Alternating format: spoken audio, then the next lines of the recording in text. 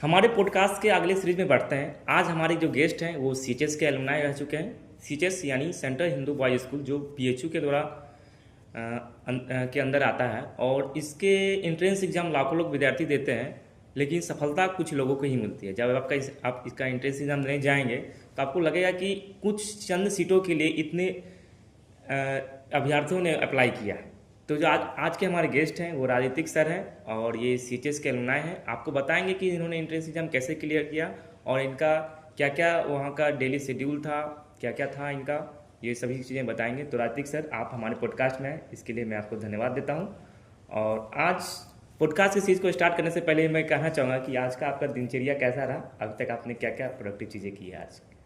दिनचर्या बताने से पहले तो मैं सबसे पहले आपको बहुत बहुत धन्यवाद देता हूं कि आपने इस काबिल समझा कि हमें अपने पॉडकास्ट का हिस्सा बनने का मौका दिया।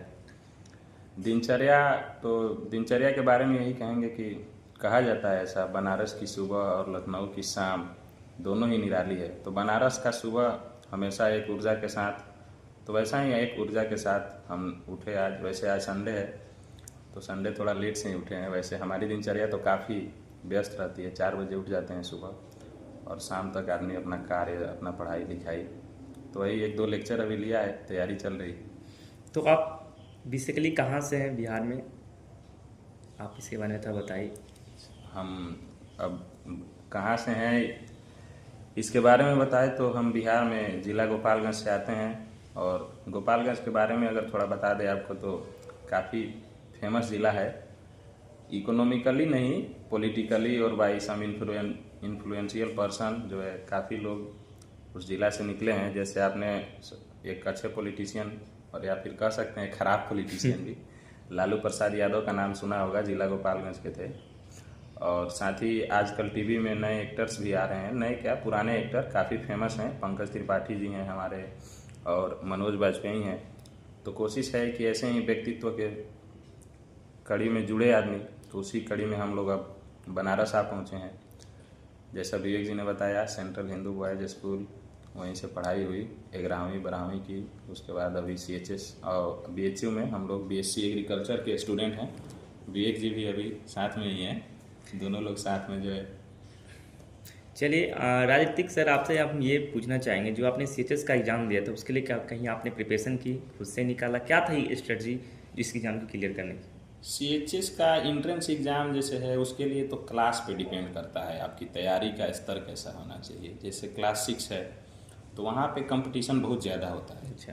क्योंकि क्लास 6 में ऐसा देखा जाता है, मैंने देखा है कि वहाँ एज को लेकर ने कई लड़कों को डिस्क्वालीफाई भी किया जा चुका है।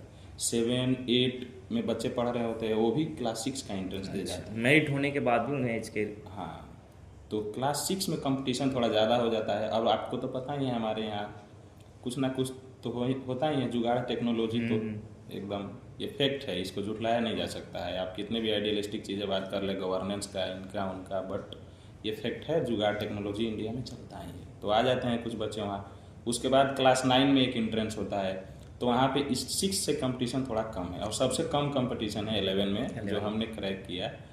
तो हमारा तो ऐसे उम्मीद नहीं था कि हो जाएगा, लेकिन सम हाउ और अदर हो गया। कटअप से बस 2 नंबर ज़्यादा, तो सेकेंड लास्ट या फिर थर्ड लास्ट स्टूडेंट थे हम, लेकिन हो गया, महादेव का आशीर्वाद था। चलिए, तो सीएचएस की ऐसे कुछ खूबसूरती के बारे में बताइए जिससे आपको आपके लाइफ में कुछ प्रोडक्टिव मिला। आपने बहुत कुछ वहाँ कल्चरल, स्पोर्ट्स के साथ साथ एकेडमिक में बहुत सारी चीज़ें सीखे। क्या सीएचएस की हवा में ऐसा कुछ है जो एक स्टूडेंट को इतने बड़े मुकाम पे ले जा सकता है? सीएचएस का नाम ही अपने आप में जवाब है, सेंट्रल हिंदू बॉयज स्कूल।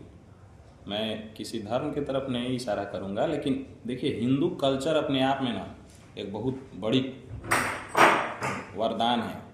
अगर आप उस कल्चर को फॉलो कर लें, हिंदू कल्चर को, अगर उस कल्चर से आप जुड़ जाएं, तो आप अपने जीवन में हर ऊंचाई को पा सकते हैं। और उस कल्चर का प्रतिरूप है सेंट्रल हिंदू बॉयज स्कूल। माता एनी बेसेंट ने, माता कहते हैं हम, माता एनी बेसेंट ने इसकी स्थापना की थी। और हम आपको बता दें कि पहले जब पहली बार इसकी नींव रखी गई बीएचयू की, तो सन 1898 में सेंट्रल हिंदू बॉयज स्कूल, और वहाँ पे जो पढ़ाई होती थी, कॉलेज की पढ़ाई होती थी। अच्छा। और 1916 में बीएचयू की, तो बीएचयू की जड़ें सीएचए से जुड़ी हुई है। अच्छा। ये काफ़ी इंटरेस्टिंग बात है। और उसमें अब जैसे असेंबली की बात बता दूंगा आपको। असेंबली जो होती है रोज़, तो असेंबली में तो 10 से 15 मिनट तक रोज जो है प्राइज डिस्ट्रीब्यूशन होते हैं। किसी लड़के ने डिबेट में अव्वल आया, कोई स्पीच में बढ़िया बोल गया, कोई इलोक्यूशन, एक्सटेम्पो, पेंटिंग्स। तो कल्चरल फेस्ट आए दिन होते रहते हैं। और इंडिया लेवल पे स्कूल में जितने भी कंपटीशन होते हैं, like olympiad, NSTSC, national science talent search examination, NTSC, तो इस तरह के एग्ज़ाम अक्सर होते रहते हैं। और अच्छे खासे बच्चे जो है ओलंपियाड में भी अच्छा परफॉर्म किए हुए हैं। और कल्चरल तो इवेंट हमेशा होते रहता है। और असेंबली में प्रेयर्स भी जो होते हैं अपने आप में एक सीख है। और इसी सीरीज़ में मैं एक और चीज़ बताना चाहूँगा, वहाँ के शिक्षक इतने बेहतरीन हैं कि मतलब आपको नहीं लगेगा, वो बॉन्डिंग एक अलग सा बन जाता है। एक अलग सी बॉन्डिंग एक अलग सी बॉन्डिंग, मतलब लगेगा कि आपके घर का व्यक्ति है। जैसे बाहर से बच्चा आता है तो उसको उस तरीके से ट्रीट करते हैं ना कि ये अपने पेरेंट्स से बहुत दूर आया है। तो वो चीज़ें हैं, आदमी जुड़ जाता है, जुड़ाव है, अभी भी लगाव है इतना। जो हमारे फिजिक्स के सर हैं, गौरीश त्रिपाठी सर, एग्रीकल्चर में हमको पढ़ाते थे, राजेश वर्मा सर, काफ़ी जुड़े हम लोग इन लोगों से। और पता ही नहीं चला कब 2 साल निकल गया। और अभी भी मतलब सोच के जो है आदमी भावुक हो जाता है।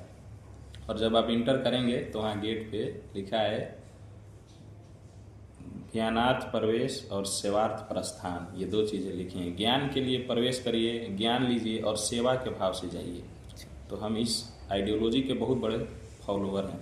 और यहाँ भी आप देखे भी होंगे हमारे बर्ताव में जी, ज्ञान को जो है एक आप अर्जित करें और उसको सेवा भाव से लोगों में बांटे, ये होना चाहिए। चलिए राजनीतिक सर, आपसे CHS के बारे में तो बहुत सारी जानकारी मिली, कैसे आपने एंट्रेंस एग्जाम दिया, क्या की वहाँ की लाइफस्टाइल थी, कैसे पढ़ाई होती थी।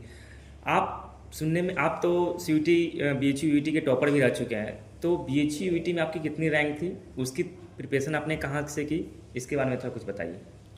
अब इसके बारे में बताएं तो तैयारी जो है हमारा कोरोना काल से ही रहा है। तो कोरोना काल में तो एक बार दिया गया, जब 2020 में एंट्रेंस एग्ज़ाम हमने दिया, तो घर पे आदमी चला गया ना यहाँ से, तो उतना पढ़ाई लिखाई में हो नहीं पाया।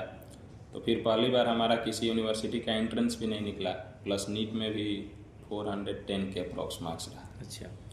तो फिर बहुत धक्का लगा कि ठीक ठाक स्टूडेंट आदमी था ही, तो ऐसा कैसे। तो फिर तैयारी पे जुटा आदमी। 2021 में पूरा जॉन पे तैयारी हुआ।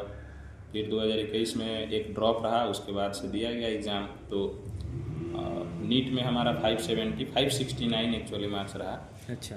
तो कुछ लोगों ने सजेस्ट भी किया कि एक और ड्रॉप लेना चाहिए, एक बार और तैयारी, क्योंकि इतना क्लोज आके छोड़ना सही नहीं है। लेकिन क्या है, इंटरेस्ट का भी फर्क पड़ता है। एग्रीकल्चर में मन था, क्योंकि CHS में भी 11-12 में एग्रीकल्चर पढ़ रखा था। अच्छा। तो स्कोप और बाकी सारी चीज़ें, एक जुडिशियसली थॉट भी था कि एग्रीकल्चर चलना ही चाहिए। अच्छा। तो एग्रीकल्चर का इंटरेस्ट दिया हमने। तो उसमें तो एग्जामिनेशन के समय इतना दिक्कत हुआ लोगों को। तो 6 तारीख को एडमिट कार्ड आता है, 7 को एग्ज़ाम है, सब ने फेस किया है इसको। तो हम लोग भी फेस किए, लेकिन गए हम दिया एग्ज़ाम। तो एग्ज़ाम में जो क्वेश्चन आए सब काफ़ी, उसमें भी दिक्कत, क्वेश्चन में मेंटल एबिलिटी के कुछ सवाल आ गए। लेकिन वहाँ पे वही हमारा थोड़ा अपर एज हो गया। और वो सवाल 8वीं 9वीं से आए थे मैथमेटिक्स। अच्छा। तो बनाया गया उसको, तो हमें लगा कि यार पेपर बहुत ख़राब हो गया है।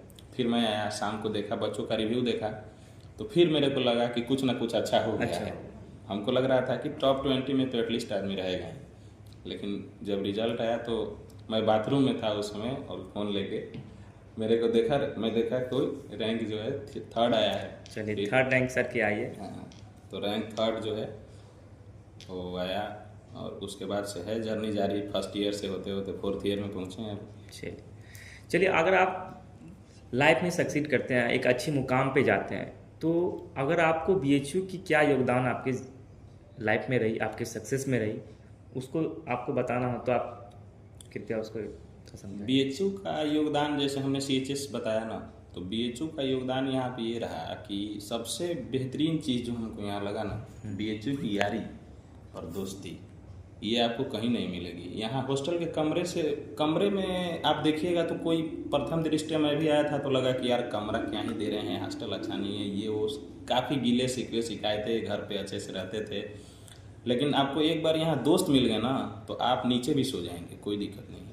4-5 लोग एक साथ सो जाएंगे, कोई दिक्कत नहीं है। तो BHU की यारी और दोस्ती और रात में 3 बजे चाय, रात में 4 बजे जाकर के चाय जी। पीना दोस्तों के साथ। और दोस्त ऐसे ऐसे हैं कि मतलब आप समझ लीजिए कि मरने के लिए भी सोचेंगे तो मर नहीं पाएंगे, ऐसे दोस्त हैं यहाँ।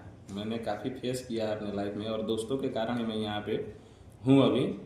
अगर हमारे दोस्त उस तरीके के ना होते तो शायद ये डिग्री ना हो पाता, वो अलग कहानी है। चलिए, तो काफ़ी कुछ आपने बीएचयू के बारे में बताया। अब आपने भविष्य के जो आपके कुछ गोल्स हैं, आपने कुछ सेट कर रहे होंगे, आप उसकी प्रिपरेशन कर रहे होंगे, तो आप हमारे दर्शकों को उसके बारे में बताइए कि आपने क्या कुछ सोचा है आपने।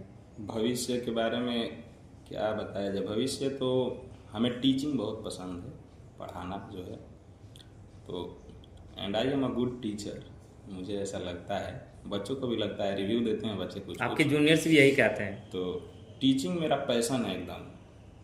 फ्री में 2-2 3-3 घंटे पढ़ा देते हैं किसी को, जहाँ मिल जाए। तो टीचिंग पसंद है बहुत, वो मेरा पैशन है, उसको मैं करना चाहता हूँ।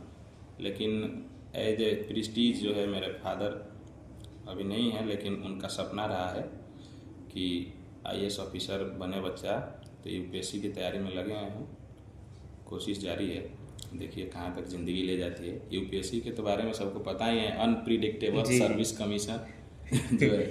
तो देखते हैं, मेहनत कर रहा है आदमी, क्या हो सकता है। चलिए, आपको मैं बहुत शुभकामना देता हूँ आपके फ्यूचर आने वाले भविष्य के और आपके एंट्रेंस एग्जाम के लिए। तो अभी आप सुन रहे थे राजनीतिक सर को। ये सीएचएस के एलुमनाई रह चुके हैं, करेंटली बीएचयू के 4th ईयर स्टूडेंट हैं, और इनका बीएचयू 80 में 3rd रैंक रह चुका है, और काफ़ी कुछ इनसे सीखने को मिला। तो धन्यवाद सर, आप मेरे पॉडकास्ट में आए। धन्यवाद। थैंक्स।